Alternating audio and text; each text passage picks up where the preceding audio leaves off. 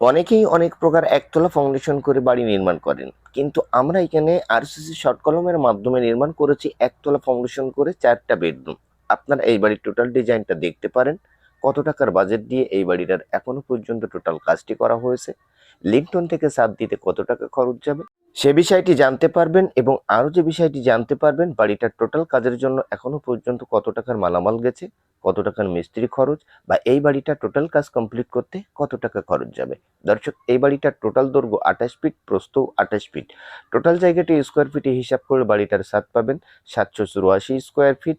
1 শতাংশ 80 পয়েন্ট জায়গার উপরে এই 4টি বেডরুমের একতলা বাড়ির ডিজাইনটা আমরা করেছি 12টি শর্ট কলম দিয়ে। বিমটা দেওয়া হয়েছে বাড়িটার ভিটা লেভেলে, এবং বাড়িটার সামনের দিক থেকে সিঁড়িটা ওঠানো হবে। বাড়িটার 4টে রুমের সাইজগুলো দেখবেন এবং টোটাল নির্মাণ কাজগুলো দেখবেন। বাজেট কম, কাজ মজবুত, সুন্দর ডিজাইনের বাড়ি করতে চাইলে এভাবে শর্ট কলম মজবুত ফাউন্ডেশন করে একতলা ভবন করতে পারেন। সেই ক্ষেত্রে খরচটা অনেক কম হবে, বিল্ডিংটা অনেক সুন্দর দেখাবে। আর বাজেট ভালো থাকলে অবশ্যই আরসিসি ফাউন্ডেশন করে 2তলা ফাউন্ডেশনের মাধ্যমে একতলা ভবনের টোটাল কাজগুলো করবেন।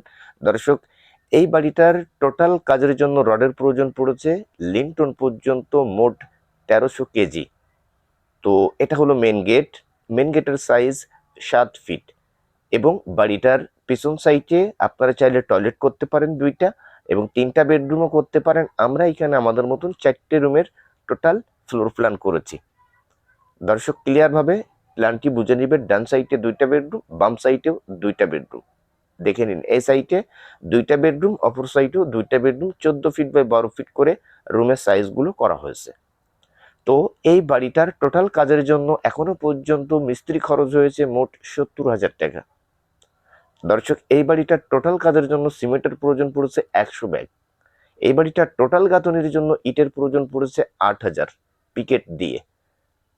এবং এই বাড়িটার আমরা যে কাজ করতেছি সেগুলো একটু দেখবেন কিভাবে টোটাল কাজগুলো করেছি। ভিতরে বিমের নিচে গাঁথনি করিনি, আউটসাইডের বিমের নিচে 5 ইঞ্চির গাঁথনি করেছি, এবং 2 ফিট গাঁথনি করার পরে জানলা ছেড়েছি, এবং বিমের মিডিল পয়েন্ট থেকে 5 ইঞ্চির গাঁথনিগুলো করেছি, এবং গাঁথনির 2 সাইডের যে বোরগুলো থাকে সেটা কিন্তু কেটে দিয়েছি। এই রুমের সাইজ 14 ফিট বাই 12 ফিট, এই রুমেরও সেম একই সাইজ 14 ফিট বাই 12 ফিট। রুমের দরজাগুলো করা হয়েছে 3.5 ফিট করে, এবং ভিতরের যে মাটিগুলো দেওয়া হয়েছে 500 টাকা মাটির মূল্য। তো খরচ কেন কম হবে না গ্রামের ভিতরে? এবং মিস্ত্রি খরচ এখনো যশোর জেলাতে 600-500 টাকা করে। বিমের উপর থেকে 7 ফিট গাঁথনি করে লিংটন করব, এবং লিংটনের পরেই বাড়িটার আবারও 9 ফিট 6 ইঞ্চি গাঁথনি করে ছাদ দেব, এবং ছাদ দেব 4 ইঞ্চি। ছাদে রড যাবে 800 কেজি, এবং সিমেন্টের প্রয়োজন পড়বে 64 ব্যাগ। পিকেটের প্রয়োজন পড়বে মোট 3500। দর্শক, এই রুমেরও সেম একই সাইজ। তো বাড়িটার ছাদ দেওয়া পর্যন্ত 10 থেকে 11 লক্ষ টাকার বাজেট যাবে। এখনো পর্যন্ত খরচ হয়েছে 6.5 লক্ষ 7 লক্ষ টাকা মতো। তো এই বাড়িটার টোটাল কাজ কমপ্লিট করতে খরচ যাবে পার স্কোয়ার ফিটে 1700 টাকা, এবং বাড়িটার টোটাল কাজ কমপ্লিটের জন্য মিস্ত্রি খরচ যাবে মিনিমাম 2,20,000 টাকা যশোর জেলাতে। আপনাদের এরিয়াতে কম বেশিও হতে পারে। তো বেসিক কিছু ধারণা আপনাদেরকে দেয়া হলো। দর্শক, এখানে এই বাড়িটার টোটাল বিমে আমরা 4 পিস 16 মিলি রড দিয়েছি, বেসে 12 মিলি রড দিয়েছি, বেসটি 13 ইঞ্চি ঢালাই করেছি, ভিতরের বিমের নিচে ফাঁকা রেখে বিমটি ঢালাই করেছি 10 ইঞ্চি বাই 12 ইঞ্চি। তো এই বাড়িটার টোটাল ছাদ দেওয়া পর্যন্ত 22 থেকে 2300 কেজি রডের